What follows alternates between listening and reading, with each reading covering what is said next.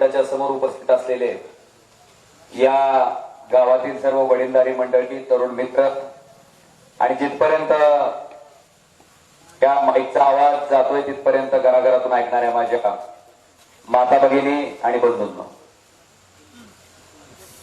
सगळ्यात पहिल्यांदा ही निवडणूक जाहीर झाल्याच्या नंतर साहेब आपण बघतोय,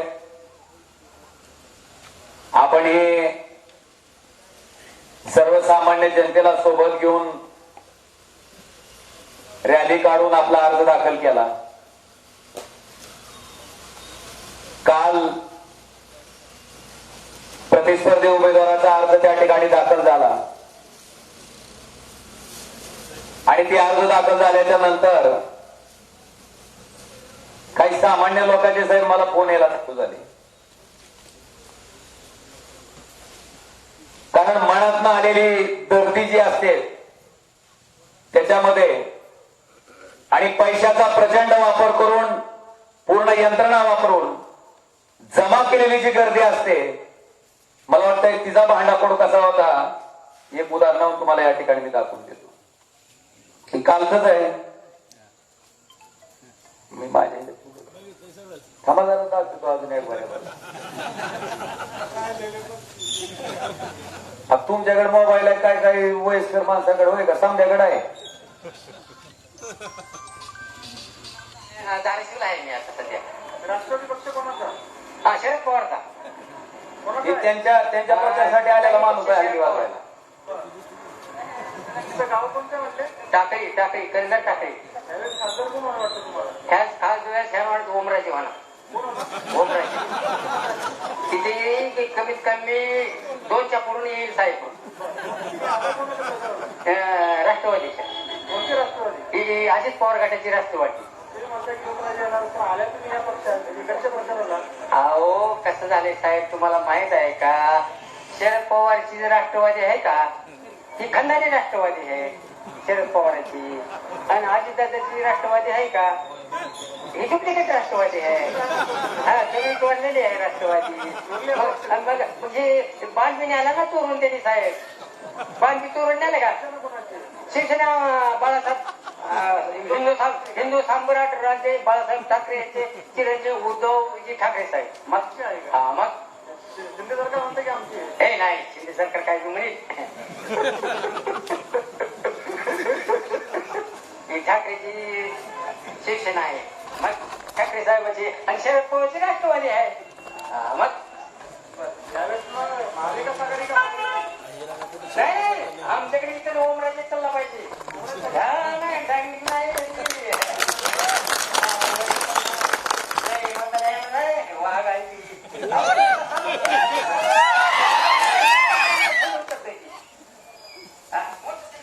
अजून बारला नाही. बघा गंमत बघा. पैसे घेऊन हलगी वाजायला त्यांच्या सभेत आले.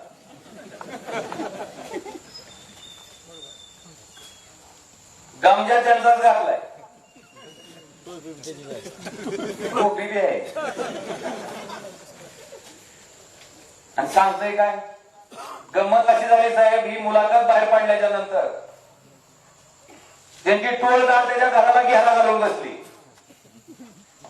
ती म्हणला तुमचे पैसे दिले तेवढ्याची हलगी वाजवून आलोय. म्हणला आता मत कुणाला टाकायची मला अधिकार आहे. म्हणला तू सांगायचं नाही. तू जेवढ्या पैशाचं काम दिलं ती वाजवून आलोय म्हणला. मला वाटतंय 400-500 रुपये रोज कमवणारा माणूस जर लोकशाहीच्या प्रती इतका जागरूक असेल, इतका प्रामाणिक असेल, तर मला वाटतं आता सामान्य माणसानं विचार करण्याची गरज आहे. त्यामुळे कालच्या सभेत आलेली 500-500 रुपये तुम्ही कशी आणली होती साहेब? आपल्याकडे गाड्याला पैसे नव्हते, त्यांच्याकडे गाड्याला तर पैसेच होते, पण गाडीत बसणाऱ्या माणसालाही पैसे होते. ही वस्तुस्थिती आहे. का माणसं असं करत असतील मला माहित नाही. कारण खोटं समाधान करून काय होणार आहे? 4 तारखेला ती उघड का 4 तारखेपासून समाधान आहे. त्यामुळं कालच्या सभेचं हा एक भाग झाला. अजून लय आहे व्हिडिओ आता बघितले असते तुम्ही सोशल मीडियावर, सगळीकडे चालला. त्याच्यामुळं काम कोण करतंय, कामाचं नाटक कोण करतंय याच्या बाबतीत काही सखोल सांगायची आवश्यकता. आज मला आपल्या सगळ्याला विनंती करायची की तुमच्या आशीर्वादानं मागचे 5 वर्ष मी तुमचा खासदार म्हणून या भागात काम केलं. साहेब, पहिल्यांदा कोरोना आला. कोरोनाच्या कालावधीमध्ये सुद्धा ओमराजेनं जे शब्द तुम्हाला दिला होता की ओमराजे फक्त निवडणुकीपुरता तुम्हाला उमेदवार म्हणून दिसणार नाही, तर खासदार म्हणून निवडून आल्याच्या नंतर तुमच्या प्रत्येक अडचणी सोडवणारा लोकप्रतिनिधी, तुमच्या प्रत्येक अडचणीला पडणारा खासदार, या पद्धतीचं काम ओमराजेचं असेल. हा शब्द मी तुम्हाला त्या निवडणुकीच्या प्रचारात दिला होता आणि तो शब्द मी अतिशय प्रामाणिकपणे तंतोतंत पाळलाय. करोना झाला, मी आलो होतो. अतिवृष्टी झाली, मी आलो होतो. आपल्या सोयाबीनचं नुकसान झालं, मी आलो होतो. मला वाटतंय प्रत्येक संकटाच्या संघर्षाच्या काळामध्ये तुमचा प्रतिनिधी म्हणून मी प्रत्येक वेळेस तुमच्या गावात आलेलो आहे. आज मगाशी सर सांगत होते की खासदाराचा मतदारसंघ मोठा आहे, त्यांचं काही चूक नाही, बरोबर आहे. जवळपास 6 विधानसभा म्हणजे 6 आमदाराचा जो मतदारसंघ आहे तो एका खासदाराचा मतदारसंघ असतो आणि 6 आमदार जेवढे फिरतात तेवढं एका खासदारानं जर फिरलं तर खासदार दाखवा 500 मिळवा ही जाहिरात येत नाही. मला वाटतंय तेवढं काम मी प्रामाणिकपणे मागची 5 वर्ष तुमचं केलंय. आता माझ्या संपर्कावरून मी दुख नाही, म्हणजे फोन उचलल्यानं काय होतंय, इतकं म्हणजे खालच्या पातळीवर जाऊन भाषण चालू आहे. मला काय म्हणायचंय की जेवढ्या मी सगळ्या लोकांची भाषणं व्हायले ते प्रत्येक जण म्हणतंय फोन उचलल्यावर काय होत नाही, काय होत नाही. अरे काय होत नाही तर मग भाषण घ्यायलाच कशाला?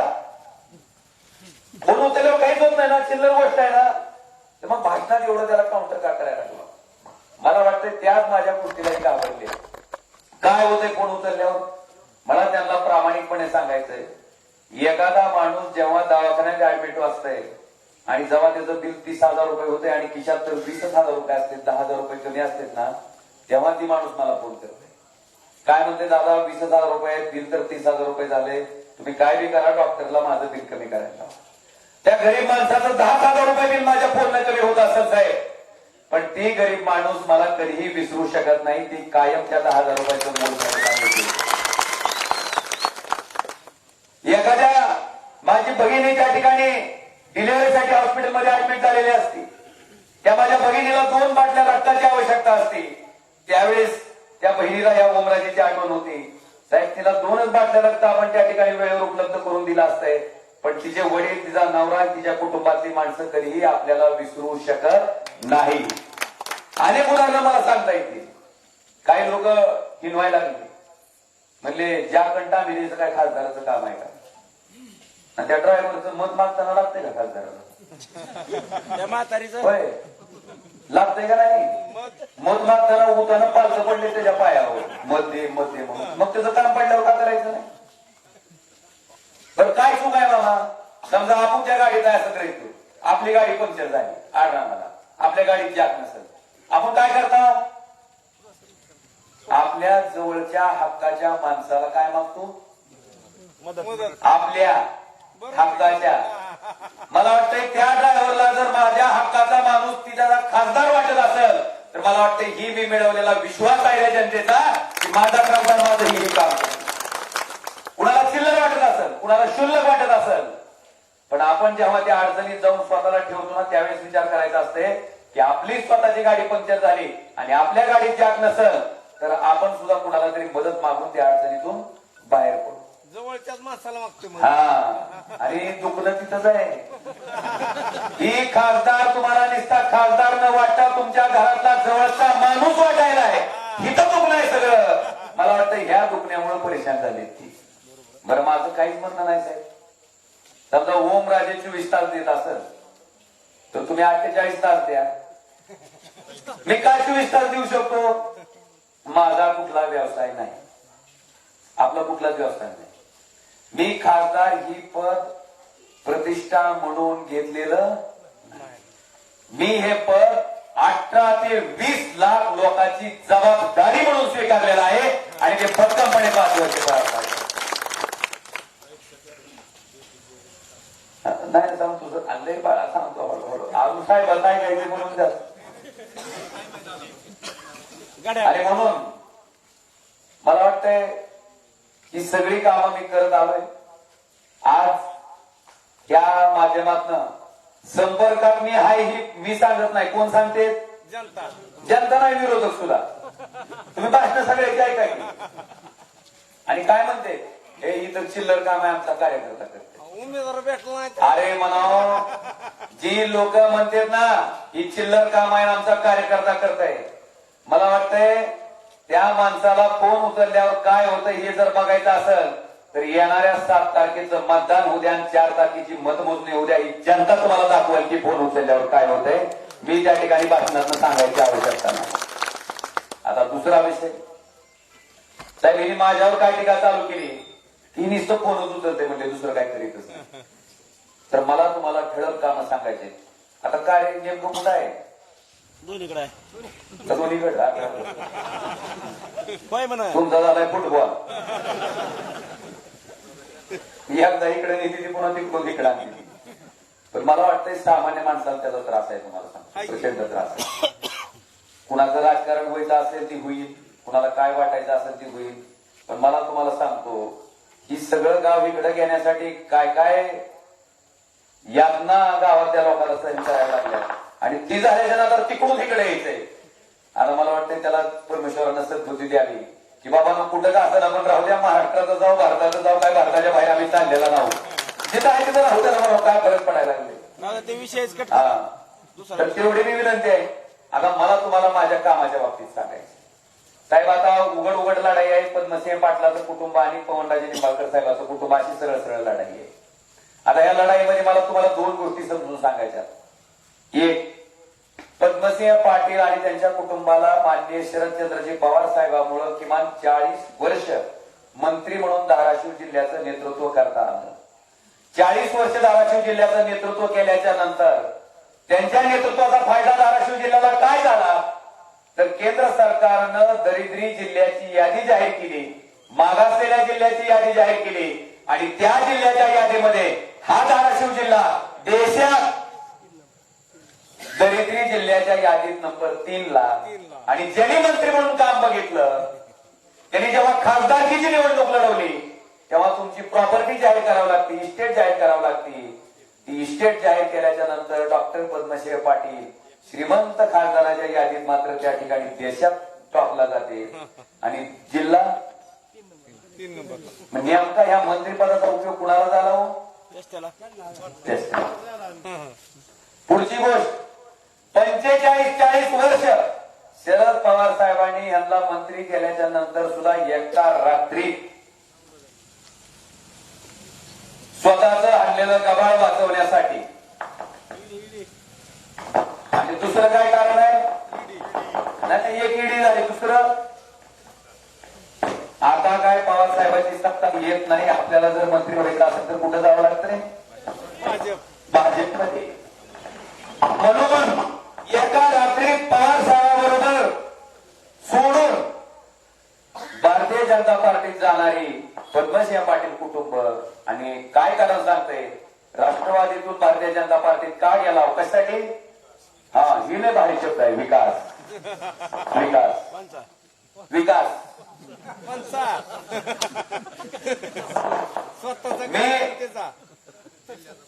गडाळ्याकडून भारतीय जनता पार्टीकडे चाललो कशासाठी? विकासासाठी. आणि गंमत अशी आहे साहेब, त्याच कमळाबाईला बहुतेक 5 वर्ष विकास जमला नाही म्हणून त्या कमळाबाईला सोडचिठ्ठी घेऊन त्यांच्या मालकीत परत कुठल्या पार्टीत आल्या? हाणलेल्या घड्याळाकडे. कारण चोरलेली वस्तू आपण भूषणानं घेऊन फिरत. आता तिकडून इकडे का आल्या? हा विकास. साहेब ह्यांचा विकास हा शब्द मकरंद अनाथपुरेचा एक सिनेमा आहे, त्याच्यात ती देवाच्या पाया पडते म्हणते मला आमदार होऊ दे, मी तुला सोन्याची टोपी. देव म्हणते सोन्याची टोपी, ओके तथास्तु. मकरंद अनाथपुरे आमदार. देव वाट बघते की आता नेमकं कोणत्या सोनाराकडून सोन्याची टोपी येते. आता ही मकरंद अनाथपुरे डॉक्टर पाटलाचा हुशार, त्यानं काय करतंय, सोन्या नावाचं एक पोरगा असतंय त्याच्या डोक्यावर टोपी घालते तीच काढतोय देवाच्या डोक्यावर घातली म्हणते सोन्याची टोपी तुला.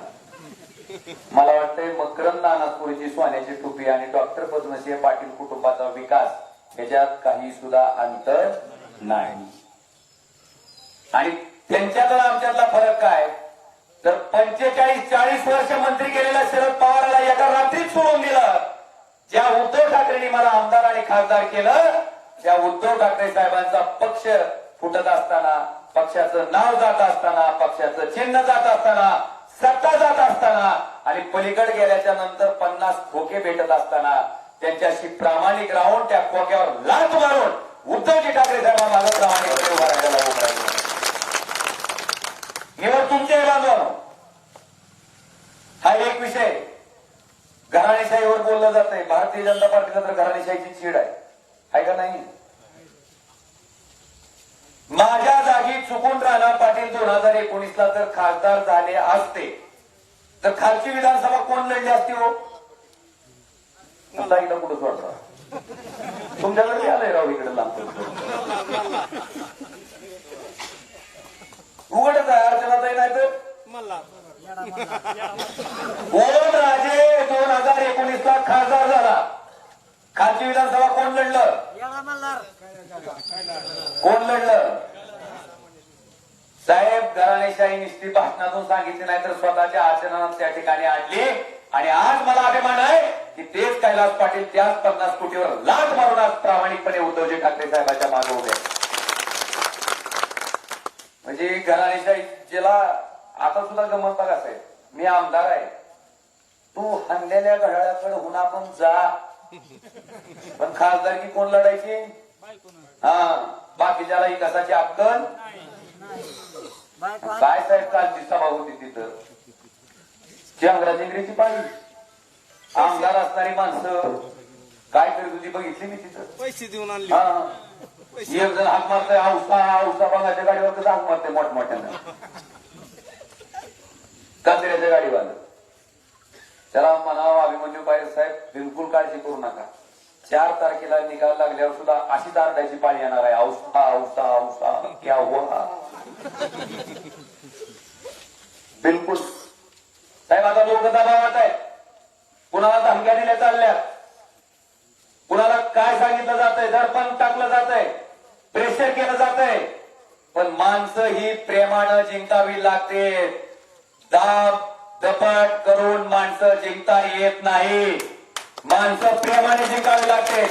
आणि मला खात्री आहे साहेब यांनी जेवढा उन्माद करतील, जेवढं दडपण टाकतील, न्यूटनचा नियम आहे तेवढीच रिॲक्शन असते.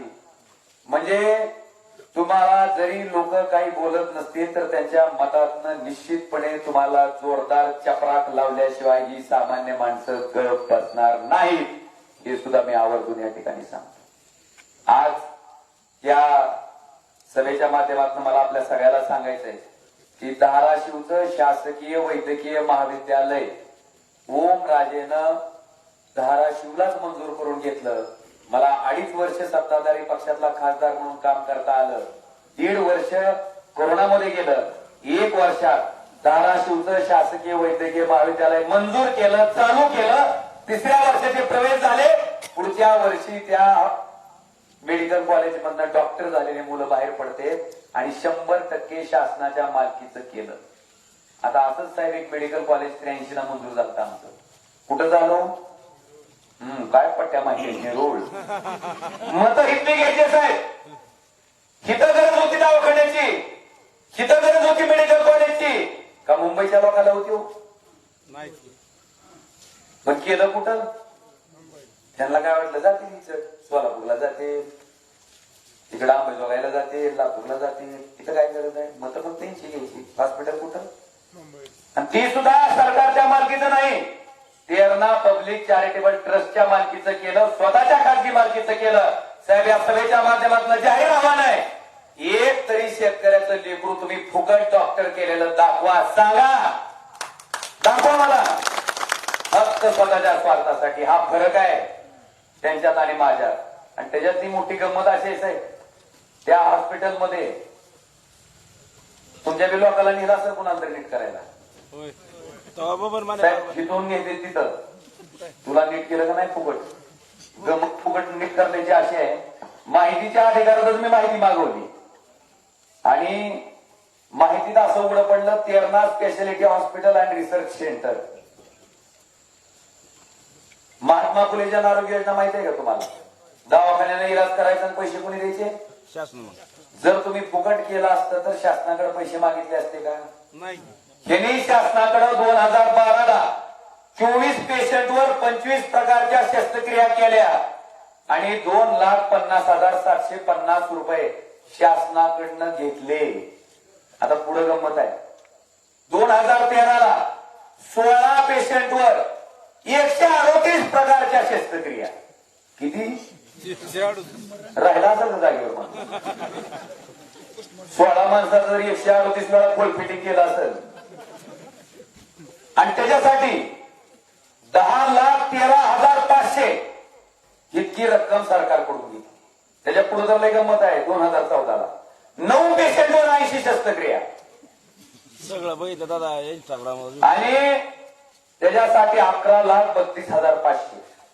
आणि असं या बहादर पाटील कुटुंबानं जे तुम्हाला म्हणते फुकट केलं या पट्ट्याने 18,23,71,248 रुपये शासनाकडनं घेतले. फुकट केलं नाही.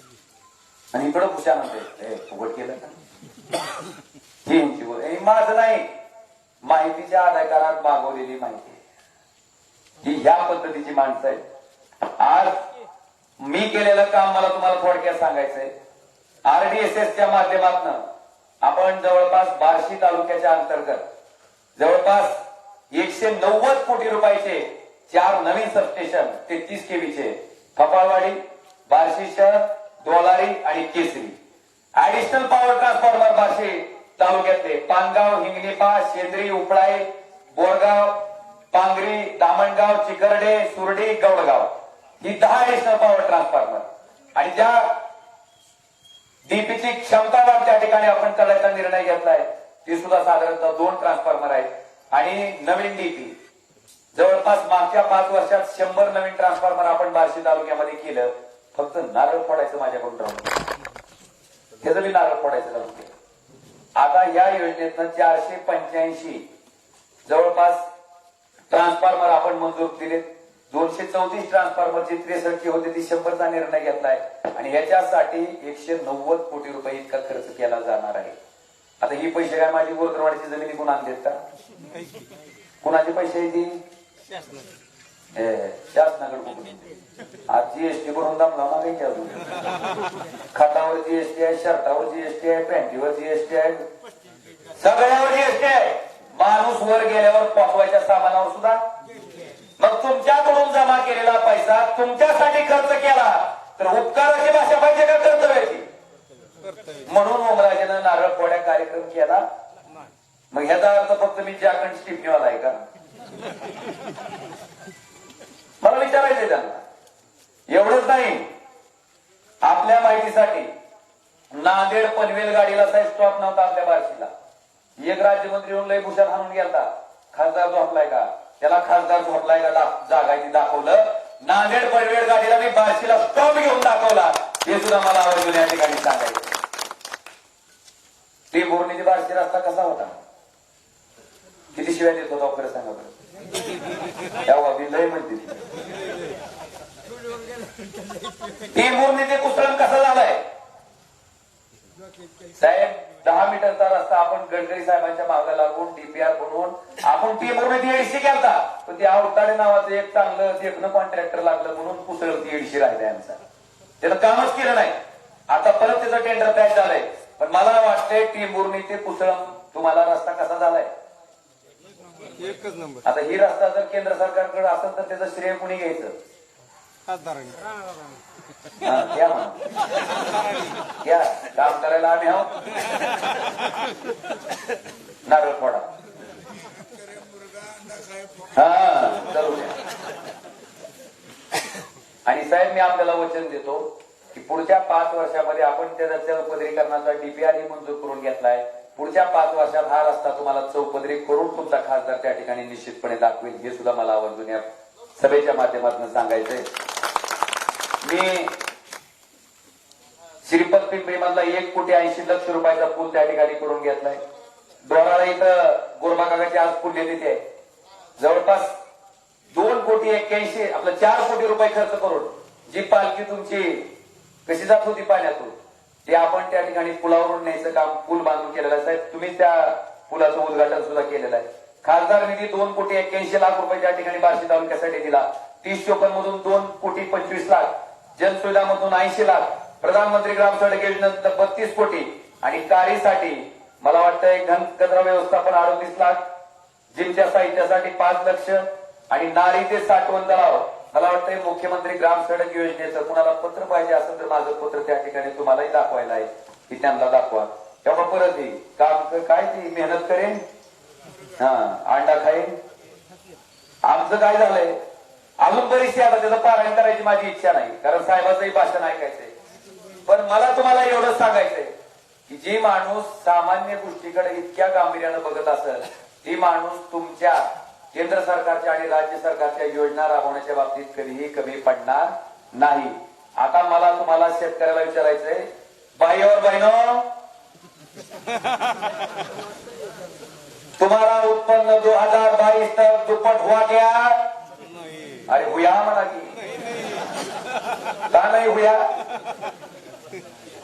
आता मला सांगा 2014 तुम्ही नांगरण 800 रुपये ते 1000 रुपये एकर होता. आता 1800 2000 मग दुप्पट झालं का नाही? मग नांगरण दुपटीनं करून घेतल्यावर उत्पन्न दुप्पट झाल्याशिवाय करायला काय? 450 रुपये डीएपीचं पोत होतं. आता 1300 1400 मग ती पटीनं घ्यायला लागला. उत्पन्न दुप्पट झाल्याशिवाय घ्यायला होता. किती सांगू मी? बांधवानं उत्पन्न दुप्पट झालं नाही, उत्पादन खर्च दुप्पट झाला पण 11,000 रुपये क्विंटलला गेलेला सोयाबीन ह्याच नालायक केंद्र सरकारनं पाम तेलावर आयात शुल्क कपात केलं, सोयाबीन आयात केली आणि 4,000 रुपये क्विंटलला खाली आणलं. कितीला? किती रुपयाचा फरक पडला? 60,000चा. 1 क्विंटलला 7,000चा फरक तरी 500 मोदींच्या नावानं सोडून 7,000 क्विंटलला 6,000. एकरात किती क्विंटल निघतंय? 5 क्विंटल 5,000 सोडा 6 पंचे एकरात 30,000चं नुकसान. 5 एकरात 1.5 लाखाचं 5 त्रिक 15 1.5 लाखाचा निप्पर कुठं खाल्लाय आपण. आणि पारावर चर्चा काय 4 महिन्याचं 2,000 आलं का? फोन लाज वाटत नाही का? फोन मध्ये हाणायची सोय असते. 4 महिन्याला 2,000 म्हणल्यावर महिन्याला किती? महिन्याला 500 म्हणल्यावर दिवसाला किती? 17 रुपये. आता दिवसाला 17 मध्ये काय येते?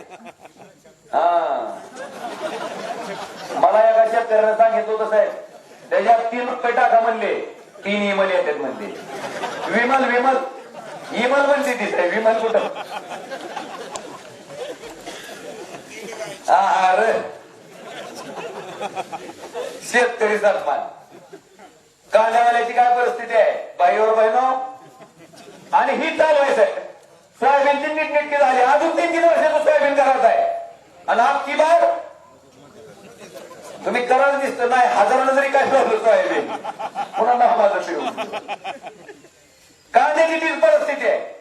60 रुपयाला कांदा गेला की निर्यात बंदी आणि कांद्यावर निर्यात बंदी घातल्यामुळं बांगलादेशनं आपल्या द्राक्षाला आयात शुल्क लावलं आणि तुमच्या कांद्याबरोबर द्राक्षाची नीटनेटकी झाली.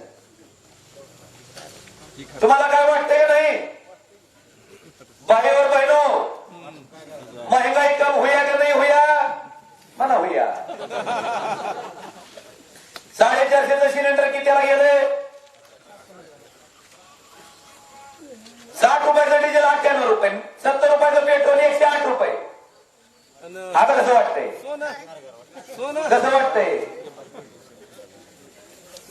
प्रत्येक गोष्टीचं मला इथं स्पष्टीकरण द्यायची आहे. बांधवांनो आता तुमची विचार करायची वेळ आहे. आज या सगळ्या बाबीतनं मला तुमच्या पुढे एवढाच संकेत द्यायचा आहे की पुढे जी माणसं आहेत ती वेगळ्या विचारानं वेगळ्या विश्वासानं तुमच्या समोर यायचा प्रयत्न करते, दाखवते. साहेब त्यांना लय काय दाखवू नका, फक्त बार्शी सारख्या शहरात तुम्ही 4च वर्ष मंत्री होता.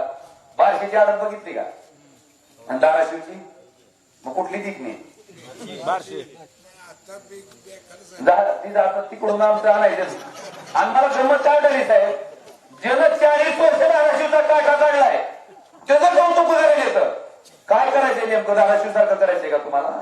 बार्शीची आडत साहेब तर म्हणले आली तशी परिस्थिती. बांधवानो फार काही बोलत नाही. साहेबांचंही भाषण आपल्याला ऐकायचं, कारण तुमचं मार्मिक असते साहेब. आता फक्त तुम्हाला माझं एवढंच विनंती आहे की पक्षांतर केलेलं समर्थन कसं करावं. पक्षांतर पटतंय का तुम्हाला? ही नेता आता हाय, उद्या सकाळी तासात कुठं जाईल पत्ता. आमच्याकडे तर चेंगरा चिंगरी झाली साहेब. स्टेजवर नवीन माणूस, नवरा भारतीय जनता पार्टीत, बायको हाणलेल्या, आणि ते आल्या भगवंताच्या पायरीवर त्यांना विचारलं मग आता राष्ट्रवादी वाढवणार का नाही तुम्ही? मी कशाला वाढवू म्हणते नवरा भाजपमध्ये.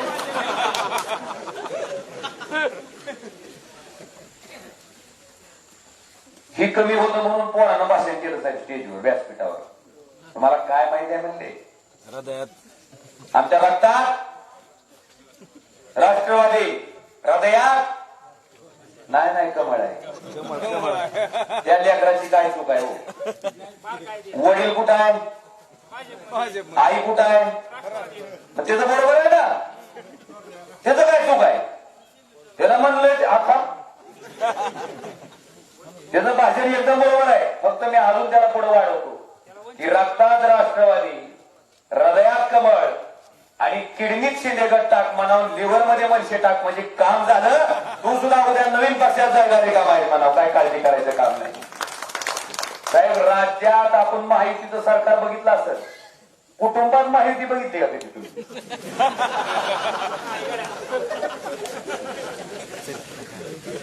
एकमेव उदाहरण आहे आपल्या धाराशिवचं. एकाच कुटुंबात नशीब तुमच्या गावाची रहिवासी राणा पाटील नाही, नाहीतर सरपंच राणा पाटील, उपसरपंच नाही अर्चनाताई. एका माणसाला 2 कशी पद्धत आणि सदस्य चलू दे तुमची पंचायत. ही पद्धत आहे. आणि म्हणून फार काही बोलत नाही. एवढीच विनंती करतो की तुमचा खासदार म्हणून 5 वर्ष मी तुमच्यासाठी प्रामाणिकपणे दिले, पूर्ण वेळ दिलाय, प्रामाणिकपणे दिलाय. आणि मराठा आरक्षण माहिती आहे की तुम्हाला सगळं. मी मराठा आरक्षणाचा विषय जरांगे पाटलाचं आंदोलन होण्यापूर्वी लोकसभेत मांडलाय. काय मांडलाय? तामिळनाडू सरकारचं 50ची मर्यादा वाढली होती, तरी तामिळनाडूचं 78% गेलेलं आरक्षण सुद्धा टिकलं होतं. का टिकलं होतं? तर तेव्हाच्या केंद्र सरकारनं त्या आरक्षणाचं ऍफिडेव्हिट त्याला पाठिंबा देणारं दिलं होतं. त्याच पद्धतीनं मराठा आरक्षणाचं ऍफिडेव्हिट आताच्या केंद्र सरकारनं द्यावं, म्हणजे जसं तामिळनाडूचं टिकलंय तसं महाराष्ट्रातलं सुद्धा. पण उद्धव ठाकरे मुख्यमंत्री असल्यामुळे ते ऍफिडेव्हिट दिलं गेलं. त्याच्यानंतर 7 वेळेस मराठा आरक्षणाचा विषय मी लोकसभेत मांडलाय. लिंगायत समाजाला अल्पसंख्याक समाजाचा दर्जा द्यावा ही मागणी सुद्धा एकमेव करणारा तुमचाच खासदार ओमराजे आहे. धनगर आरक्षण असेल, मुस्लिम आरक्षण असेल, हा सुद्धा विषय मी लोकसभेत मांडलेला आहे. आणि म्हणून मला जे काम करणं कर्मप्राप्त आहे ते मी प्रामाणिकपणे निष्ठेनं केलेलं आहे. म्हणून हक्कानं तुमच्याकडं मतं मागतोय की उद्याच्या येणाऱ्या 7 तारखेला आमचा बाण चोरलाय. आमचं चिन्ह काय? काय चिन्ह? तुम्हाला सोपं सांगू का? पाईप फुटल्यावर आपण टॅबा करतो बघा, गरम करायला. ते टॅबा असा हातात धरला की जसं दिसतंय तशीच मशाल दिसते. तेवढं शेतकऱ्याला पक्क लक्षात येते. म्हणून येणाऱ्या 7 तारखेला मशाल्या चिन्हापुढचं बटन दाबून तुमचा खासदार म्हणून मला परत काम करण्याची संधी द्यावी विनंती करतो आणि थांबतो. धन्यवाद. जय हिंद, जय महाराज. यानंतर सन्माननीय माजी मंत्री दिलीपरावजी सोपल साहेब या ठिकाणी विचार व्यक्त करतील. नाही एवढ्या वेळ कशाला आम्हाला तापायलाच 10 मिनिटं.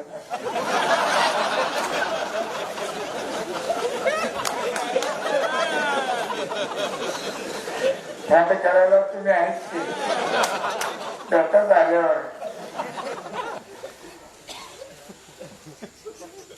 आजच्या या प्रचार सभेला उपस्थित असलेले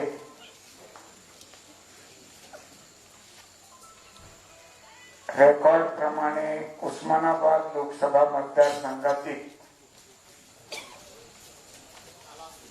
महाविकास आघाडीचे उमेदवार खासदार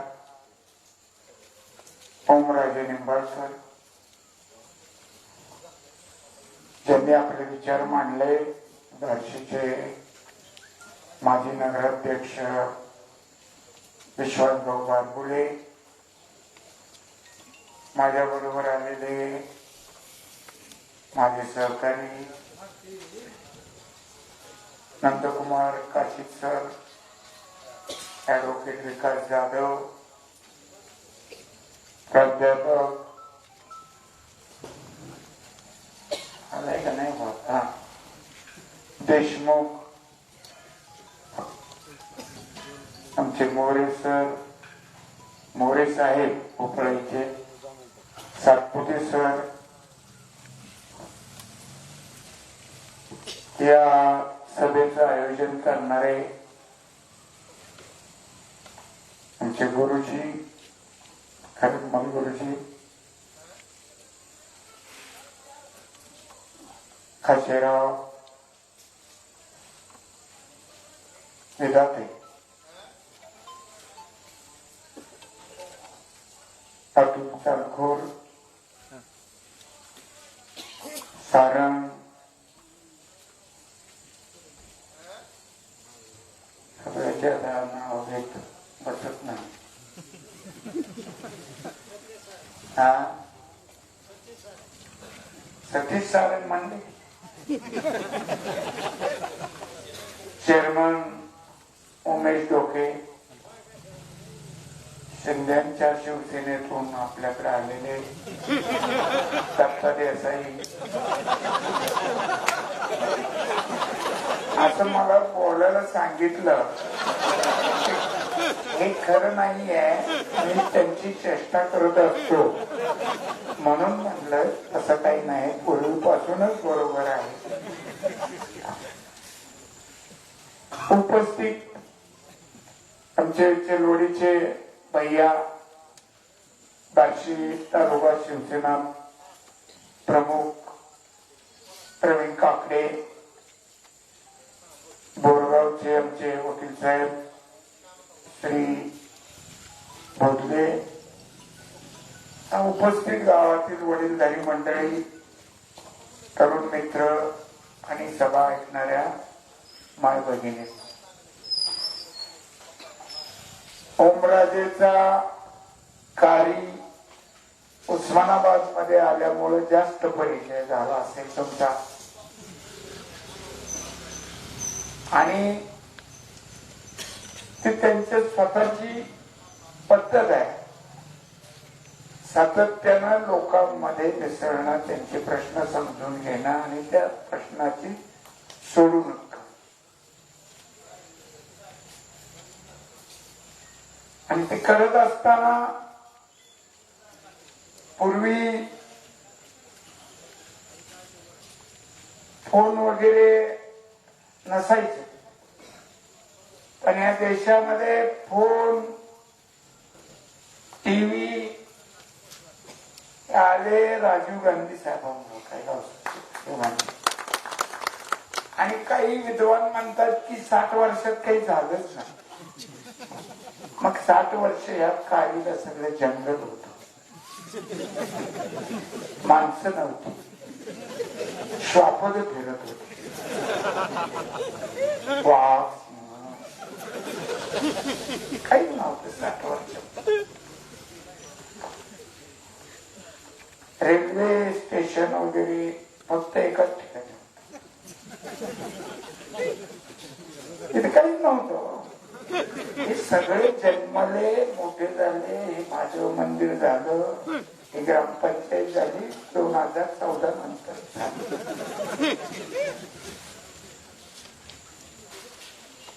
असं जर आता बोलत असते त्यामुळे एखाद्याने एखाद्याला वेड्यात किती वेळा काढावं यालाही काही मर्यादा आहे.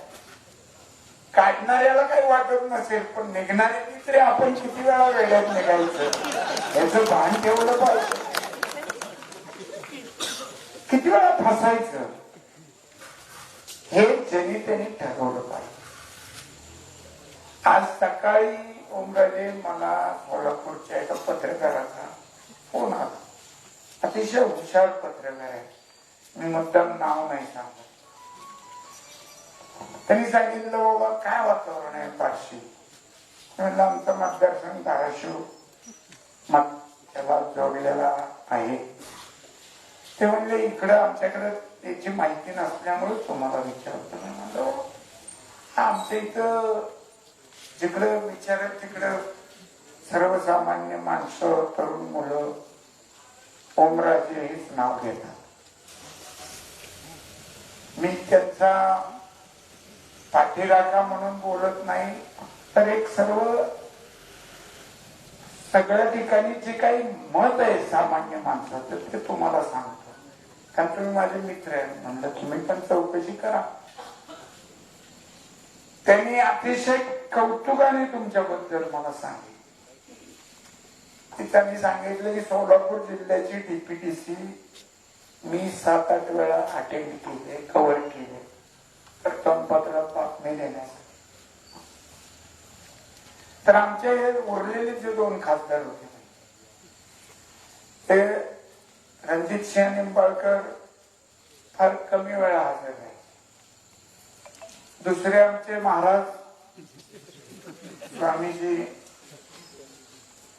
ते मधून अजून हजर राहायचे, पण बऱ्याच वेळा त्यांचं मौन असायचं.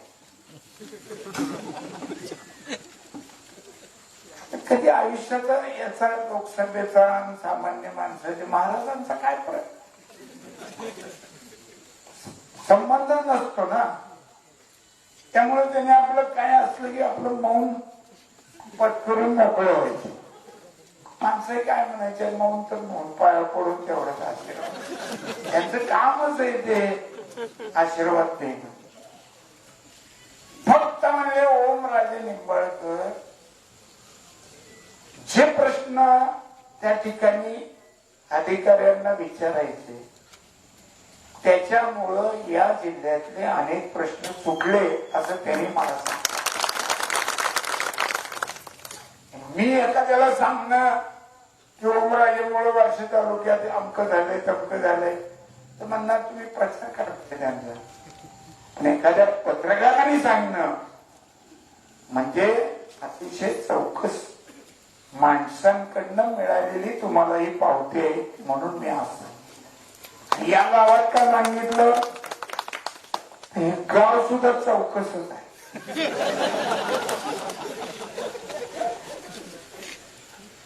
माणसं हुशार आहे.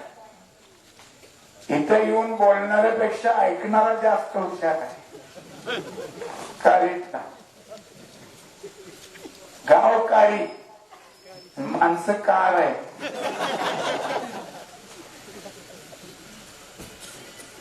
आज इथं आठवण झाली विनायकाबाची.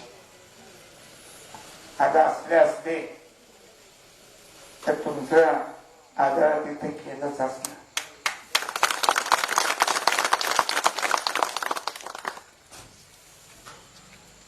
शरद भाऊ आमचे सध्या तब्येत नसल्यामुळं घरी, तरी येणाऱ्या जाणाऱ्याला भेटतात, बोलतात. आणि कष्टाळू गाव आहे.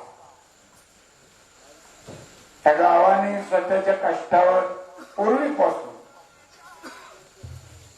द्राक्षाच्या बागा स्वकष्टानं उभारणारे अनेक लोक. त्या 2014च्या नाहीत, आधीच्याच आहे. नाही तर त्याचा सुद्धा एखाद्या वेळेस उल्लेख व्हायचा. त्या सगळ्या बागा 2014 नंतर काय सांगता येत नाही. आणि तुम्ही प्रामाणिकपणे कार्य असो, बार्शी तालुका असो, याच्यासाठी प्रयत्न केलेले आहे.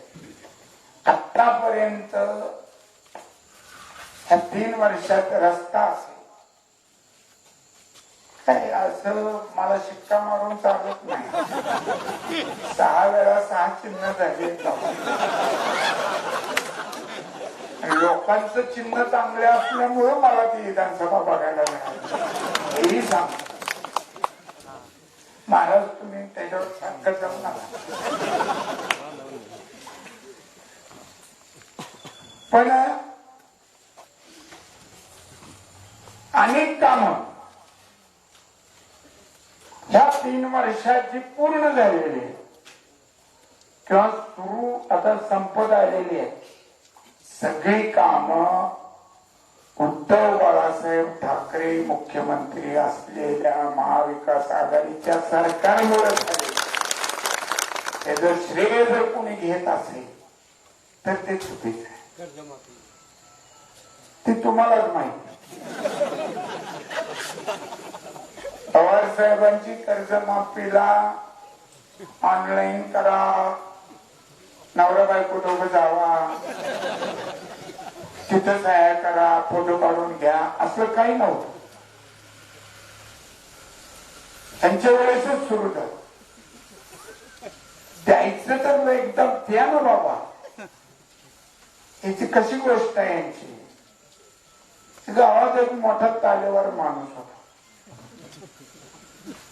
त्याला पूर्वी सरकारी घरी ठेवला. त्याला त्याने एक जरा चांगला माणूस गाठला. कामाला राहतो सालानं राहतो. होय, साल ठरलं. पण त्याने अजून उत्साहानं काम करावं म्हणून त्यांनी सांगितलं, तुझं काम केलं तर तुला पणकोलचा फेटा, सिल्कचा सदरा, चांगल्यापैकी सिल्कचं धोतर, सोन्याचं कलर, पाण्यात कोल्हापूर चप्पल. थोडं आता असलं आश्वासन मिळाल्यावर ते 8 तासाच्या ऐवजी 12 तास काम करायला लागले. महिना झाला, 2 महिने झाले. मालक काय झालं म्हणले, आपले साजरा काय पुराणात काम करतो. दाखताना एवढा पालकोलचा फेटा. तुम्हाला आता तरुण पोरांना पालकोल माहित नाही. म्हणजे सिल्कचा फेटा असायचा. ते फेट्यावरच माणसं सगळी पिढी गेली. पाडल्यावर खराब होईल एवढा मागा मोलाचा फिरावते बाजूला. सिल्कचा साजरा कळत. परत 2-3 महिने झाले. म्हणलं तिकडं हरवलं म्हणजे काय घ्या, तो असं काम करणार मग हरवलं म्हणजे काय. परत 6 महिने गेले. माझं ती शिल्पचा सदराच होत. काम करताना त्याला चिखल लागला, फाटलं गेलं, काय करायचं सदरा. त्यांच्या म्हणत्यानं म्हणलं, मालक मला काही नको म्हणलं, माझं आई धोतर राहू द्या. अशी पळे आपलं आलेली आहे. तुम्ही जे भाव सांगितले शेतमालाचे वगैरे, लोक काही जण तर नवऱ्याला ढकलून बायकोने जाऊन मत गेलं. 14-19 पोरांनी सुद्धा आईबापाचं न ऐकता ढकलू मतदान केलं.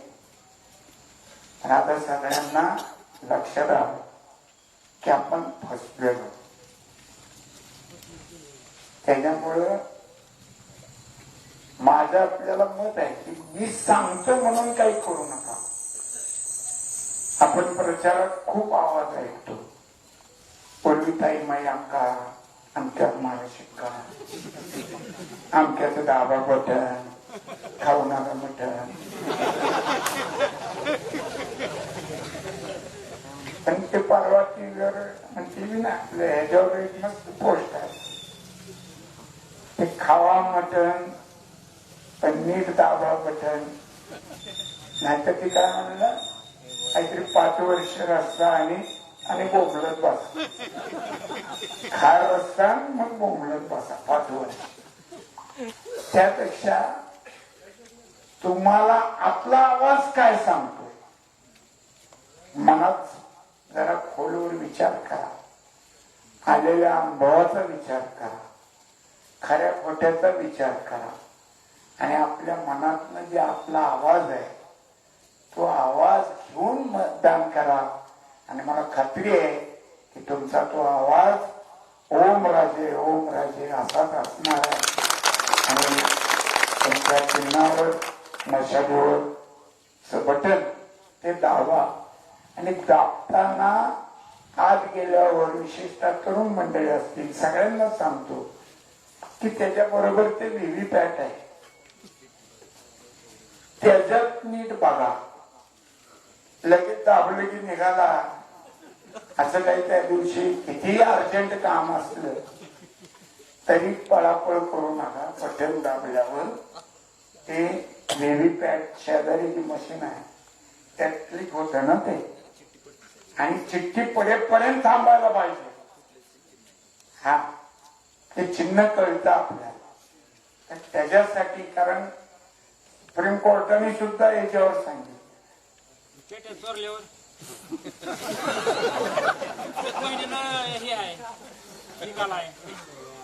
आपण राखणीला बसू, आपण आपल्या रानात करतो हे पीक आपलं आपण एवढं कष्ट करून तुम्ही आणणार, मग ते असं वाऱ्यावर जाण्यापेक्षा हा असं पण नुसतं म्हणून उपयोग नाही. आपण काय ज्योतिष होत का? होणार आहे ही खात्री तुमची जी आहे ती महत्वाची आहे. पण त्याच्यासाठी घरोघर जाऊन आपल्या माय बहिणी त्यांना सांगावं लागतं. एखादा 14 नंतरच स्वातंत्र्य मिळून म्हणणारा जो असतो त्यालाही जाऊन सांगायचं असते 47 ला मिळालंय स्वातंत्र्य. पंतप्रधान पहिले पंडित जवाहरलाल नेहरू होते की कंगना रनौत म्हणजे सुभाषचंद्र बोस होते. अशी एडी एडी माणसं पुष्कळ फिरायला लागलेली आहे. त्यांचं प्रबोधन सुद्धा तुम्हाला करावं लागेल. नुसतं मला खुश करून उपयोग नाही. हा बादशाची एक गोष्ट होती, एक गायक आला दरबारात आणि मस्त सुंदर गाणं म्हणलं. ते म्हणलं बादशाह म्हणलं अजून एक म्हण, त्याला अशरफिया देतो, इथे सोना देतो, इथे ते आपलं 7-8 तास जात होतं. हे देतो वो देतो. बायकोला घरी जाऊन सांगितलं बादशाह पूजाला असं असं सगळं सांगितलं आणि आता जातो ना आणतो.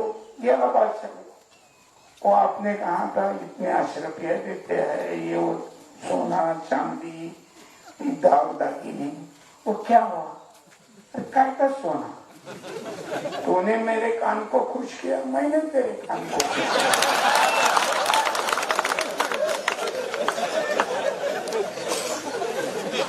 असं नुसतं खुश होऊन तुम्ही 90,000 म्हणलं की आपलं तिकडे जाऊन 10 वाजून मागे झालं. कष्ट केलं, कुठली गोष्ट कष्टाशिवाय मिळत नाही. कॉन्फिडन्स चांगला, कॉन्फिडन्स चांगला. आणि मला कसं विचारता अहो आपल्यापेक्षा हुशार माणसं आहे. मी मगाशीच सांगितलं तुम्ही सारखे प्रश्न विचारू नका हो, असं तुम्हाला दिल्लीला पाठवावं. खूप काम केले, मी सुद्धा केले, ओमराजेने केलेले आहे.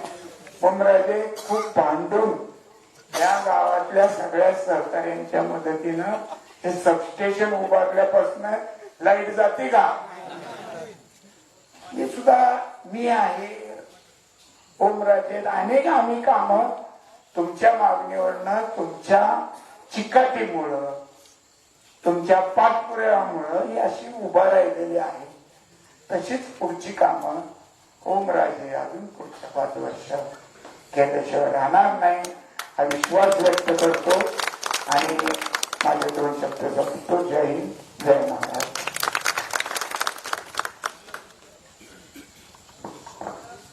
आजच्या या कार्यक्रमासाठी माननीय